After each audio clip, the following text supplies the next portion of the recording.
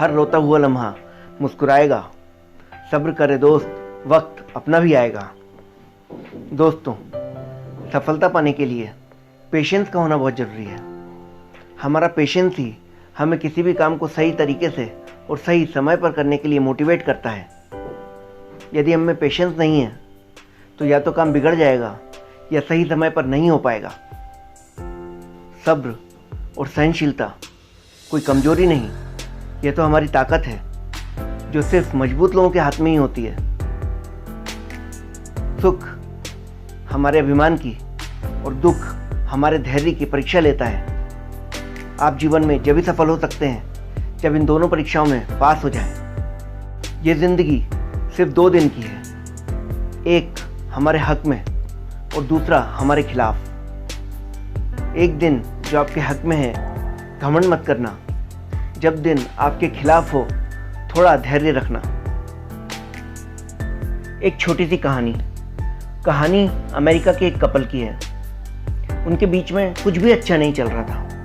रोज रोज अनबन होती रहती थी, रोज झगड़ा होता था, बात तलाक तक आ गई थी।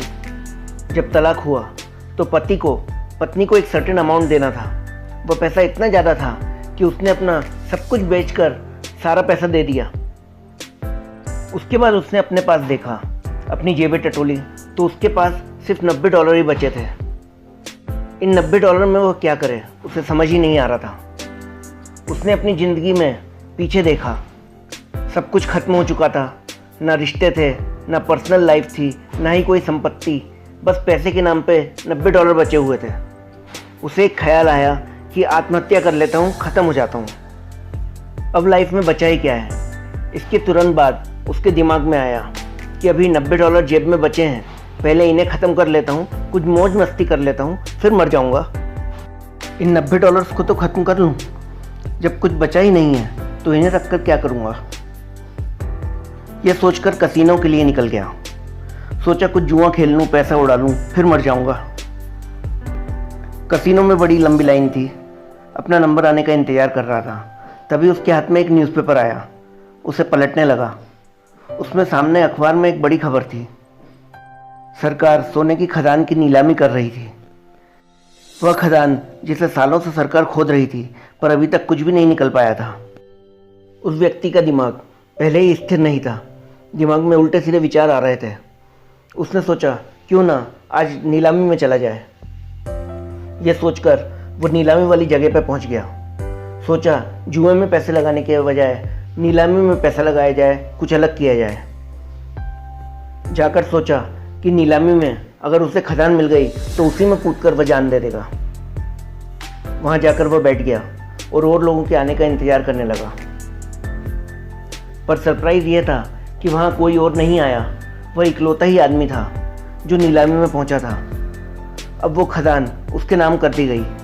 $90 में वह इतनी बड़ी खदान का मालिक बन गया था। अब वह सोच रहा था कि अब इस खदान का क्या करूं, कहां से इसमें कूद कर जान दूं। इतने में वहां कुछ मजदूर आए और कहा, हमें आज शाम तक का पैसा मिला हुआ है। आप बोलें तो आज खुदाई कर लेते हैं, आप बोलें तो हम चले जाते हैं, क्योंकि अब आप ही इस खदान के मालिक हैं। उसने कुछ सोचा और बोला कि चलो आज तक का पैसा मिला है तो आज तुम खुदाई कर लो। मजदूरों ने खोदना शुरू किया और 4-5 फीट ही खोदा था कि वहाँ से सोना निकल गया। अब वह व्यक्ति उस गोल्ड माइन का मालिक था और आने वाले समय में वो बहुत बड़ा मिलेनियर। कहानी बहुत छोटी सी है और बहुत बड़ी सीख देती है। जब ज़िंदगी में समय खराब चल रहा हो तो थोड़ा समय दीजिए, धैर्य रखिए, सब कुछ अच्छा होगा।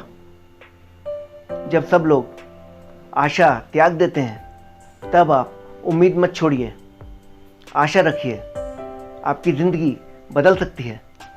जल्दी मिलने वाली चीज़ें ज़्यादा दिन तक नहीं टिकती और जो चीज़ें ज़्यादा दिन तक टिकती हैं वो जल्दी नहीं मिलती।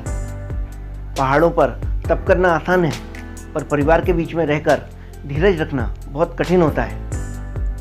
नासमझी और उतावलेपन में उठाए गए कदम, कलम और कसम हमेशा ही तकलीफ देते हैं। सफलता की ऊंचाइयों पर हमेशा धीरज रखना, क्योंकि एक पक्षी भी ये जानता है कि बसेरा आकाश में नहीं होता। अगर आप दुनिया में कुछ अच्छा करना चाहते हैं, कुछ बड़ा करना चाहते हैं, तो आपके अंदर पेशेंस का होना बहुत ज़रूरी है। बिना पेशेंस के कभी बिग सक्सेस नहीं मिल सकती।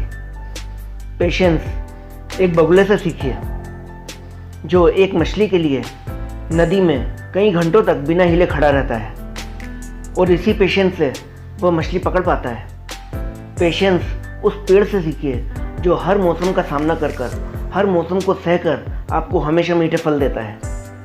पेशेंस उस नदी से सीखिए जो हजारों किलोमीटर चलकर हजारों मुश्किलों का सामना कर अपने लक्ष्य तक पहुंचती है, सागर से मिल ही जाती है।